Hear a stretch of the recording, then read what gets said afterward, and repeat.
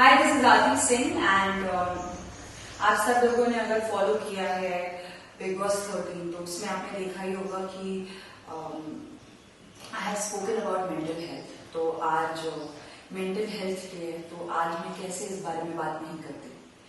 So I just want to say that बहुत सारे लोग हैं जो अशेम्ड होते हैं इस चीज को लेकर, इस चीज को लेकर आगे बात नहीं कर पाते बिकॉज उन्हें ऐसा लगता है कि लोग हमें जज करेंगे। And let me tell you, आप अकेले नहीं हैं। इसी चीज से मैं खुद गुजरी हूं, जब मुझे ऐसा लगता था कि अगर मैं बात करूंगी तो लोग मुझे जज करेंगे कि क्या ये कोई बीमारी है, और मतलब वो कॉन्फिडेंस नहीं था इस बारे में बात करने का। I just want to say that first step towards this is acceptance. You have to accept it. आपको इस चीज को एक्सेप्ट करना पड़ेगा कि हाँ है, इश्यूज हैं, एंड सॉरी टू से आप ये कोई पागल होने की निशानी नहीं है। It just I really feel, मुझे ऐसा लगता है कि जो लोग एक्चुअली सेंसिटिव होते हैं वो बहुत सारी चीज बहुत ज्यादा तरीके से फील करते हैं।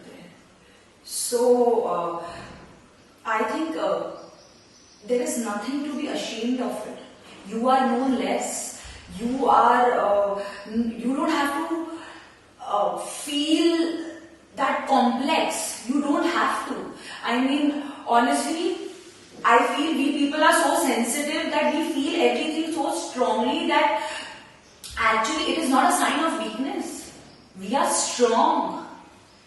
And जैसे बहुत सारी बीमारियां हैं, फिजिकल बीमारियां हैं, तो वो क्योर होती हैं। हम डॉक्टर के पास जाते हैं तब तो हमें कोई शर्मिंदगी नहीं होती।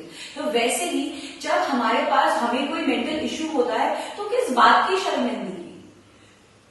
और दैट्स व्हाट, अगर हम एक्सेप्ट ही नहीं करेंगे तो हम कैसे उस चीज पे काम करेंगे। So my first thing is that you have to accept it, and accept it.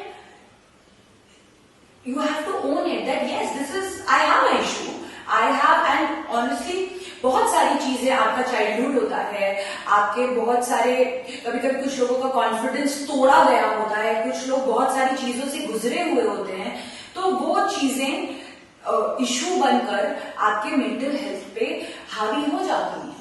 So there is nothing to be ashamed of. It is a part of life. So my first thing is that if you want to solve it, you have to first accept it. This is the first step towards solving this issue. So guys, thank you so much. इससे पहले जो मैंने mental health पे बात की थी, उसका काफी पॉजिटिव रिस्पॉन्स आया। काफी लोगों ने बोला, मैसेजेस किए कि उन्हें थोड़ा बहुत हेल्प हुआ।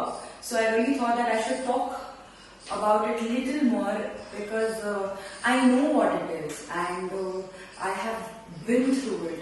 So as I said, that first key is to accept it, and then the most important thing is to talk it out. You have to talk it out. You cannot keep things inside. I mean, बहुत किस्मत वाले लोग होते हैं जिनकी life में 7-8 लोग होते हैं जिनसे आप अपने दिल की बात कर पा रहे हो, लेकिन अगर आपको वो एक इंसान भी मिल जाए ना जिससे आप अपनी दिल की बात कह सको, मतलब जिसके सामने कोई फिल्टर ना हो, जिसके सामने अंदर कुछ और है, इतना दर्द है, इतनी तकलीफ है, लेकिन दुनिया के सामने आप हंस रहे हो, वो एक झूठा मुखौटा दिखा रहे हो, वो ना करना पड़े।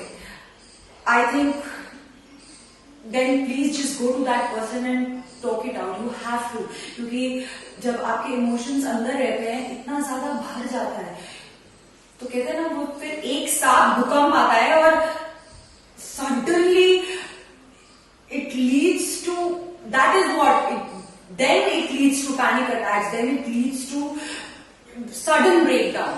So don't get to that point. You have to talk it out. अपने दिल की बात रखिए। वो अगर समझिए, अगर वो आपकी लाइफ में ऐसा कोई नहीं है तो देन टेक प्रोफेशनल हेल्प। उस तरीके से फिर आप अपनी बात कहिए। और आई जस्ट फील दैट अपने इमोशंस को दबा के अंदर रख के वो चीजें और ज्यादा खराब हो जाते हैं, it becomes worse. So I just feel कि एक छोटी सी भी बात होती है ना, आप डिप्रेस फील कर रहे हो, आप सैड फील कर रहे हो, आप किसी चीज को लेके बुरा मान के बैठे हो, आपको कोई एक चीज खाए जा रही है, आपको कोई चीज हैवी कर रही है, उसको अपने अंदर मत रखिए, उसको बोलिए. वो अगर आपकी लाइफ में कोई ऐसा है या आप अगर प्रोफेशनल हेल्प ले रहे हैं तो जस्ट खाली कर दो अंदर से, जो कुछ भी है जस्ट ओपनली अपनी बात रखिए. जस्ट बी, कोई बिना फिल्टर रखे, just talk it out. Do not keep things inside because it will get worse. So I really wish that you get that person whom you can say anything and everything. So my second step which I would say is to do the talking.